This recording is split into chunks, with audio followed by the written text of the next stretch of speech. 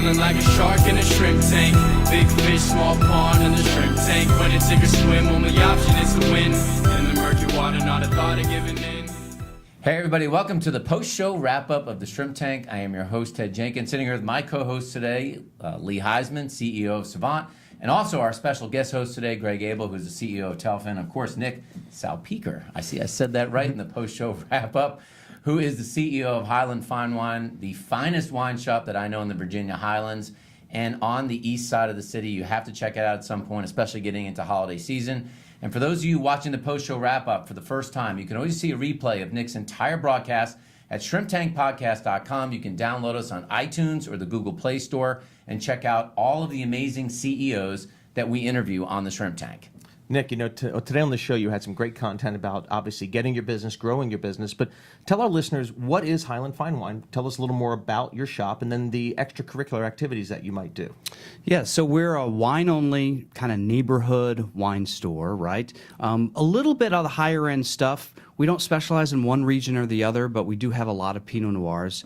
In terms of growing the business, it's easy to sit back and buy great wines and tell the world we have the best selection out there, but really you have to get out there into the community. So we do a lot of charity work. We do individual work for people. If they want to host a party, either myself or my staff members will actually go out to people's homes, host a party or a wine tasting. Sometimes we do wine education in the store, so we'll have people come in to actually do classes. So, yeah, you really have to be actively soliciting people to come into the store and then go back into their homes. Nick, when we talked a little bit about your background and how you got to where you are now, it was a real sort of passion story. Like it's something that you were fed up with what you were doing before and you wanted to go do something that you were going to be excited about. Right. There's somebody listening right now who's thinking the same exact thing. What's one bit of advice you'd say, absolutely do this, and man, absolutely do not do that? Yeah, I think, for any entrepreneur, it's, you've never been so happy to take a pay cut in your life. That's a good thing to get used to. The wine business doesn't have the high salaries that a lot of other, fields have, so you have to be willing to kind of accept that. The great part is, yes, you get to do what you want. You might spend, 80 hours a week doing it, but you do get to do what you want. And if you like wine, you really, in a store like ours, you really do get to be around the top people in the industry. You meet all the top somms, you work with the top producers. That's the best part. The trick is, how do you make the thing that you love the most, that's now become your job and your mode of income, how do you keep loving it? Because sometimes, you're accepting wine, you're writing checks, you're turning, money into wine, wine into money. It can get a little bit monotonous and get a little tedious. And so that's the challenge. And I combat that by staffing the store 100%. So I'm not pinned to that store all the time, so that when I come in the afternoon and the staff is a little bit tired, I can be fresh. So I do it by breaking my time up. Okay. Now, Nick, a lot of people that are watching the post-show wrap-up may be thinking about getting into a retail store, and sometimes they go into these high-end shopping malls and they see these really exclusive clothing stores and paper card stores and things like that. What are the pros and cons for people that are watching around opening up a retail store? I think, the pro is that you are always it sounds strange to say, but you're in a beautiful environment and you're kind of on the cutting edge, right? Like I can bring in the newest, greatest products, and even if I were in clothing or anything like that, you can be on the cutting edge. And the interesting thing about wine is it's both super traditional, right?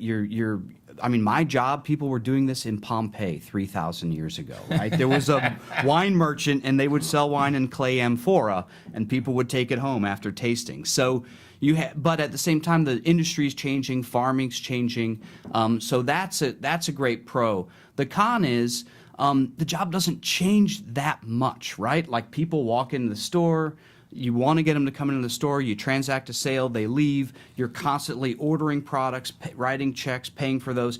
That aspect of the job doesn't really change much. And it's going to be 6 or 7 days a week, right? You open the store at least 6 days a week? We're 7 days, yeah. You're 7 days a week. We're So 7 literally days. someone has to be in the store every day, even if it's not you. Yeah, so you have to be willing to accept a little bit of monotony because even Starbucks or Chipotle or any of these chains, like they're successful by doing the same thing over and over and over, but scaling.